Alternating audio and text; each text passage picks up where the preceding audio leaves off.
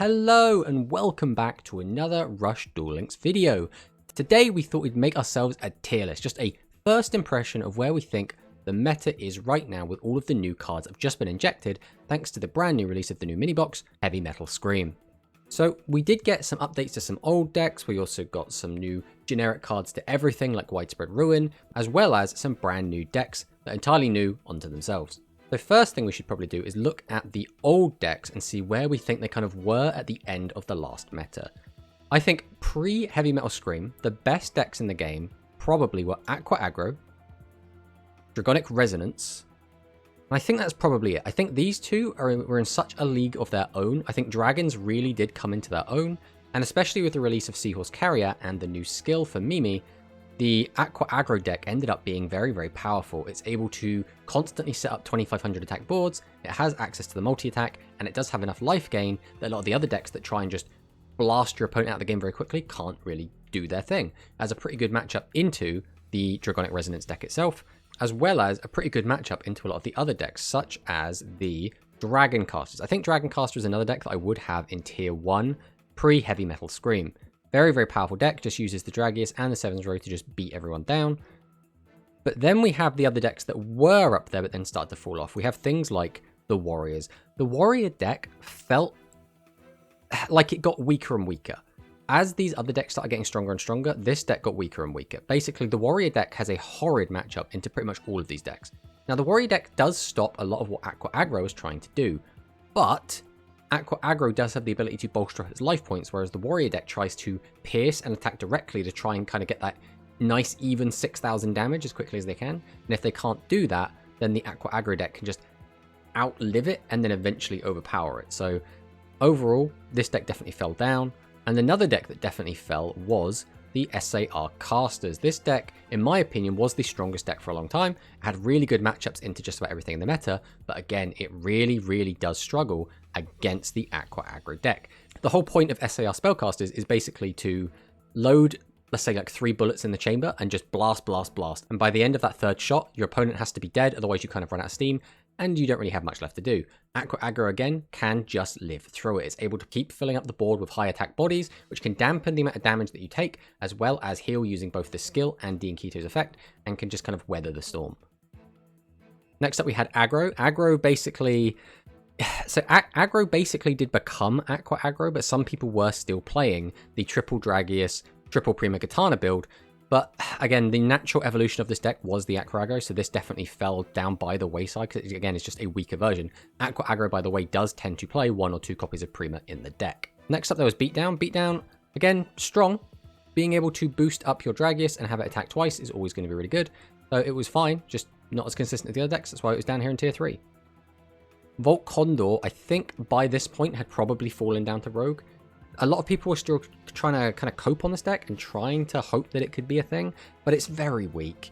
It's very, very strong if left alone for a long time. The problem is most of the powerful decks are all on Dragius. I mean, if we look up here, all 3 of our tier 1 decks are all Dragius decks, and they all basically just get to bully you out of the game with hard, fast aggression, and that is the one thing that Volt Condor really struggles to deal with. Then we had our Noodles, which again, very rogue. I mean, I think everyone kind of knew this from the start, especially using the Noodle skill. This deck has always been a bit of a joke. It can take games, but I mean, what deck can't take games? It's just overall consistency is just really bad. The same can be said for Dark Magician. Again, using the skill is nice to be able to basically say that you have 3 Summon Skulls in your deck and be able to dump this into the graveyard early, but wasn't really doing anything. And then the same can be said for the Explosion Drive, which I think these could all be moved around a little bit, but they're all in Rogue tier, right? None of these decks were ever competitively viable. And then we have the Disco Fever. Disco Fever is probably at the top. Disco Fever actually outperformed and did quite well. This actually got a lot of tops, which was quite surprising. I think most people didn't expect Disco Fever to actually be a particularly strong deck after how good Aqua Aggro was, but it was putting up results. And then the last deck on here from the last season would be the Blue Falcon Formation, which again, kind of weak. These can all be kind of rearranged a little bit, but overall, none of them were really seen in tournaments outside of like people just kind of messing around. But now we get to introduce our new decks, and we get to rearrange these decks a little bit as well. So the first thing we're going to talk about is the flagship archetype of the set, the Royal Rebels. Now, this is pure Rebels because people have started mixing Rebels with other things, which is becoming quite common now. Pure Rebels, I would say, is probably around tier 2. Pure Rebels has done a lot better than I thought. The deck can be very, very explosive, and you can just blow people out of the game really, really crazy. Being able to pop one of your opponent's monsters, gain a crap ton of attack, sometimes going up to 5,000 attack, being able to out their stuff without even having to attack, is just really, really good. The only issue this deck tends to have is it can get a little bit bricky. Running so many high-level monsters between your Growl, between your Rocker, and between your Heavy Metal can get a little bit much. So because of that, I think we're seeing it, and it's topping tournaments. It's just not really closing those tournaments and winning them. But a deck that has won some tournaments is the Royal Rebels Red Eyes, or Red Eyes Rebels as I like to call them. Basically, this is using some of the Royal Rebels monsters together with Red Eyes Black Dragon, Black Dragon's Chick, and the new Red Eyes skill. This deck has been seeing a little bit more success and is a little bit more consistent. It's able to keep bringing back Red Eyes and then using Red Eyes either as tribute or just to be a 2400 body. Being able to consistently weaken your opponent's monsters by 600 attack is enough oftentimes to just beat over them. So this deck has been seeing a lot of success. We did see specifically over on ItsBradazHD channel him show off a build of this deck where he managed to win a tournament. And we have also seen Home Mask, which I probably butchered that name, but he also did manage to come first place in the Rush Duel Dynasty number 5, which was an 18-player event. So this deck has been doing stuff. Now, how much that will translate into it being a really, really powerful deck, we'll have to wait and see, but this could be a tier 1 deck on the rise. It just feels a little bit bricky at the moment, and so far I'm going to put it at the top of tier 2, just out of tier 1, but this could very well be a tier 1 deck. So the next new deck is going to be Yami Ruler Red Eyes, or Red Eyes Warrior. This is basically doing a similar thing we're doing with the Red Eyes Rebels, except instead of including the Royal Rebels, we're including the Warrior package, because the Warrior cards did get a bunch of new support. Now, this deck has seen a decent amount of play and is putting up okay results. It's not really winning tournaments, it's not really dominating matches, but it is winning a ton of games, and that's why we're putting it in tier 2 right now. The main issue I found this deck to have is that it sometimes does struggle to get over the enemy's Yami Ruler in a mirror, because the skill basically lowers attack points and only attack points, whereas we need to sometimes lower our opponent's defense points or boost our own attack points to be able to get over that. Other than that, this deck has been seeing quite a lot of play and has been doing quite well. Next up, Bender Break. This is Rogue. Unfortunately, this deck has yet to do anything. Now, I haven't 100% written the deck off as completely useless, but as of right now, it has yet to top any meaningful events. It hasn't won anything, and every time I've run into a ladder, I have clapped it in the easiest games of my life. So far, not a fan of this deck. And then we have Ancient Arise. I'm definitely putting this in tier 1. This is using the new Ancient Forces skill, and does kind of have 2 builds. There is the high level 7 build, where you would run 3 copies of Ancient Arise alongside 2 copies of Dragius, and then you'd play 1 or 2 of each of the little baby level 6s. And then there's the level 6 stacking version, where you'll play possibly 5 to 6 of the little baby ones, and then cut the higher level ones down to 1 to 3 copies. And both of these have been seeing moderate success. We did see one of them take 2nd place at an event, playing 5 high levels and 5 low levels, and we saw another deck top in an event, basically just playing 5 of the low levels and 3 of the high levels. So it's still up for debate which build is better, but either way, we have seen this deck is very powerful. It is very good at making a full board of giant attackers. It's very good at facilitating Dragius's multi-attack. It's very good at getting a pop and playing around a lot of back row, because Ancient Arise Dragon can get itself up to 3000 attack, which does, for the most part, play around all of the back row in the game. And we can also play around Widespread Ruin by modulating our attack, either by our Ancient Arise or using our skill to make our 16 and 1800 attack monsters 26 and 28 respectively, and then decide which one we want to be our highest attack to run into a Widespread Ruin. So deck is very, very versatile.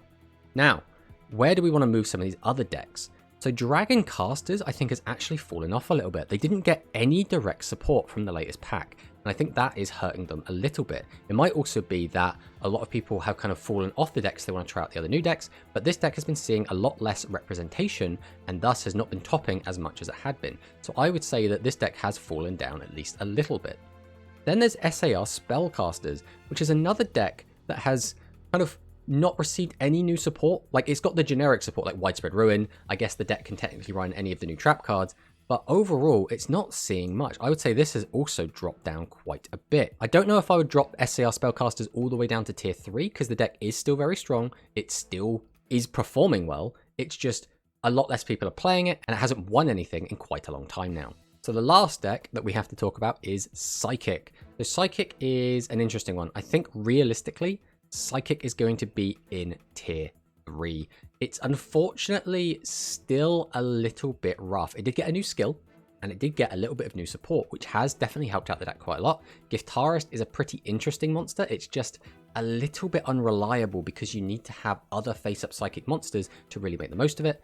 If you're able to survive and then also able to get your opponent low enough that you can kill them, so you want to have your opponent on 3,000, 4,000 or lower, kind of that area, we can then use the skill, get our life points lower than 1,000, summon out our Esperad, pop 2 of our opponent's monsters face up or face down, and then go for a big push to try and end the game. And that is very, very threatening, but you can play around it quite a lot, which is why it hasn't been seeing a ton of success. It's not really topping any events, which is a big shame because I, for one, really, really like this deck. I know a lot of other people really, really like this deck. I would really like to see it performing better, but for now, we're going to have to give it to tier 3. So now we got to move some of these around. So these 3 are all doing very well. I personally think our Ancient Forces, Ancient Arise Dragon deck is performing a little bit better than Dragonic Resonance. Resonance is still topping events, and it has even won an event, so it's definitely still a tier 1 deck. I just think that Arise is a little bit better. I think it's better at playing around a lot of the back row, and it is better in the matchup of the 2 decks. I have played so many games against Dragonic Resonance, and I have lost 0 of them on the Ancient Arise Dragon. So I do value that deck a little bit more, but I think it might be a little bit subjective. I think you could realistically change these into any order you want. I would just leave that here. I also think that the Aqua Aggro deck is still doing extremely well. We've seen this deck topping and winning tournaments. It is very, very powerful still. I think arguably this is still the best deck, but all 3 of these decks are really, really fantastic right now. They're all really, really powerful. We're seeing a ton of tops across all 3 of these decks, so I wouldn't be surprised if these are the 3 tier 1 decks going forward. As for tier 2, I do think that the Red Eyes Bean deck does outperform Pure Rebels, but not by much. I think they're both very similar decks for obvious reasons. I think the Red Eyes engine does feel a little bit better, and then I also feel the same for the Warrior variant. I think Warrior Red Eyes feels a little bit better than normal Warriors. Warriors is a deck that I keep bricking on. I've seen a lot of deck lists from these different events, and they are all using a ton of back row. We're talking 7 or 8 back row, and that's either spell or trap, which combined with 6 main deck monsters does feel very, very bricky. So I personally haven't seen a ton of success. Obviously, we still won a ton of games on this, but we haven't been getting those like nice 80% win rates that we've really been wanting from these really, really powerful decks. But I don't know. I personally am not a big fan of Pure Warriors at the moment, but I have found a lot of success with the Warrior Red Eyes deck. Next up, the Dragon Casters. I think Dragon Caster is still outperforming SAR, but I think it is maybe a little bit weaker than all of these. Again, this could all change. This is just like first reaction, like day 1, or maybe not, week 1 reaction to tournament results and to ladder. But yeah, I think Dragon Casters feels about right here, and same with SAR. SAR is very rare we even run into it anymore. This deck seems to have completely fallen off the radar, but whenever it does show up, it does still have a lot of plays. The one thing that really hurts SAR, I guess, is Widespread Ruin, and that's because SAR obviously likes to get out a 7-0 Magician, make it giant, and then if it just gets popped, the rest of your board generally feels a little bit lackluster, which is a bit of a weakness. But also it does play around the other battle traps quite nicely. 7-0 Magician doesn't really care about the barrier. It doesn't really care about the warrior combat trap. It doesn't need to, and you can also quite easily play around Recital if you just make sure you attack with the 7-0 Magician first to get a big chunk of damage in. So the 7's Axa Road is kind of poised quite nicely, but again, it is still going to struggle against all of the tier 1 decks, so it might just fall off. As for tier 3, I think Psychic is doing quite well. Unfortunately, we forgot to put Psychic into tier list, so we've kind of added it in post, but Psychic is going to go to the front of that, and Psychic is in an okay spot, right? It's not great, but it's in an okay spot at the moment. I think with a little bit of extra support, I mean, we were saying that last time, but if Esperad was an actual card we got a hold of instead of attached to the skill, I think this deck would be popping off. Same with Roman Pick. If we had 3 copies of that, this deck would be a lot stronger. Unfortunately, we don't, so it's not. Then we've got to give it to the Disco Fever. Again, this deck has outperformed my expectations, but it does have a lot of similarity to the Aqua Aggro in that you are able to just keep your life points up using the D and Keto, which can be enough, and being able to stick a 2500 body is always going to be decent. The generic aggro deck is still fine. It's basically just Dragius Beatdown, which is always going to be good, and that just goes to show just how good the Aqua Aggro deck is, since it is basically the same, except this one has D and Keto and this one doesn't. And then we have Beatdown, which again I think also deserves its spot. It's still very playable. You can still enter this into a tournament and do quite well. Will you win the entire event? Probably not, but you can still do well. You can still take games off people. It's still fine. And then when it comes down to Rogue, these again can kind of be mixed up however you want. I don't think any of them really outshine any of the others. Maybe we bring Bender Break up a little bit, but there's not really much in it. I've seen a lot of people experimenting with Dark Magician who try and use Dark Magic Attack to deal with all the back row that's now going around, because some decks are running a ton of it, and Widespread Ruin is a absolutely ridiculous card that sometimes just does end the games on its own. It's just that powerful, unfortunately. So being able to pop the Widespread Ruin is always going to be really, really valuable. So there we have it. This is the list. Now, again, some of these could be moved around, but I think the tiers feel about right. I think until we get a few more tournament results, I wouldn't want to move anything around. I think in the future, we could see SAR Spellcaster drop to tier 3. I think in the future, we could see maybe Pure Rebels or Pure Warriors move up or down, depending on how it performs in the upcoming tournaments. Since we primarily want to place these into these different tiers based on tournament results, as that is where we feel that competition will be fiercest, that's where people are trying their best to win, and that is where we'll see the biggest, most important clashes. A lot of the time on ladder, people aren't really trying, they're just playing pet decks, they're just playing for fun, so you don't really get a good grasp of the meta, which is why we're always going to try and rely on tournament results. But yeah, that's the list. I hope you enjoyed it. Feel free to drop a comment down below and tell me why you think this is completely wrong, what you agree with, what you disagree with, what deck do you think is the best right now, and what deck are you grinding ladder with? I'd love to hear it. But that's all for now. Thanks for watching, and I'll see you next time.